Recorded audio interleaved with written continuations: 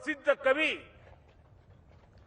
माखनलाल जी चतुर्वेदी की एक कविता, और उस कविता की पंक्तियों में उन्होंने कहा, भूखंड बिछा, भूखंड बिछा आकाश ओढ़, नए नोदक ले, मोदक प्रहार, ब्रह्मांड हथेली पर उछाल, अपने जीवन धन को निहार।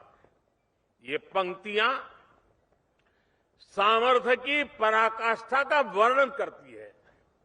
शक्ति ऐसी हो कि भूखंड को बिछा सके, आकाश को ओढ़ सके, ब्रह्मांड को हथेली पर उछाल सके। ताकत ऐसी हो कि कठिन से कठिन परिस्थिति का भी हंसकर, डटकर मुकाबला कर सके।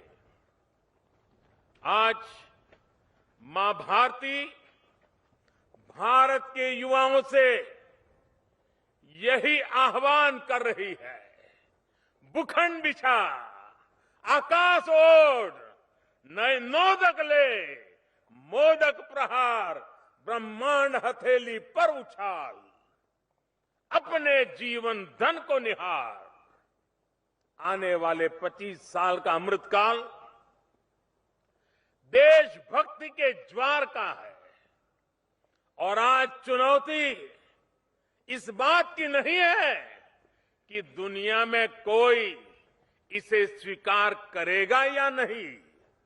आज महत्व इस बात का है कि जब दुनिया भारत को इतनी उम्मीदों के साथ देख रही है, इतने भरोसे के साथ देख रही है, तो भारत अपने प्रयासों में कहीं से भी कमजोर तो नहीं पड़ जाएगा। आज आजादी के अमृत महोत्सव में भारत ने जो संकल्प लिए हैं, जो अभियान शुरू किए हैं, वो निरंतर नई ऊर्जा पाते रहें, इसका बहुत बड़ा दायित्व हमारे देश के कोटि कोटि नौजवानों पर है। आज इस समय जितने भी युवक युवतियां एनसीसी में हैं, एनएसएस में हैं, उसमें से ज्यादातर इस शताब्दी में ही पैदा हुए हैं। आपको ही भारत को 2047 तक बड़े आन बान शान के साथ लेकर जाना है। इसलिए आपकी कोशिश है, आपके संकल्प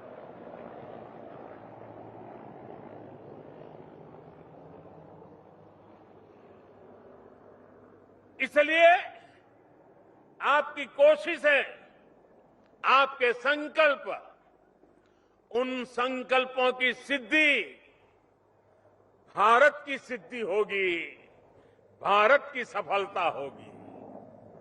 राष्ट्रभक्ति से बड़ी कोई भक्ति नहीं होती, राष्ट्रहित से बड़ा कोई हित नहीं होता।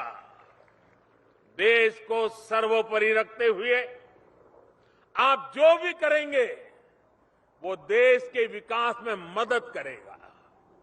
आज हमारे युवाओं ने भारत को स्टार्टअप की दुनिया में टॉप 3 में पहुंचा दिया है।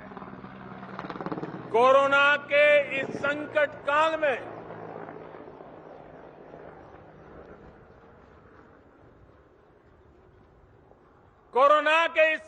काल में जितने यूनिकॉर्न बने हैं, वो भारत के युवाओं का शक्ति प्रदर्शन है। आप कल्पना कर सकते हैं, 50 से ज्यादा यूनिकॉर्न कोरोना काल के दौरान अस्तित्व में आए हैं। और आपको तो पता ही होगा, एक एक यूनिकॉर्न, एक एक स्टार्टअप की पूंजी 7,500 करोड़ रुपए से ज्यादा है। ये क्षमता, ये सामर्थ्य बहुत बड़ा विश्वास जगाता है।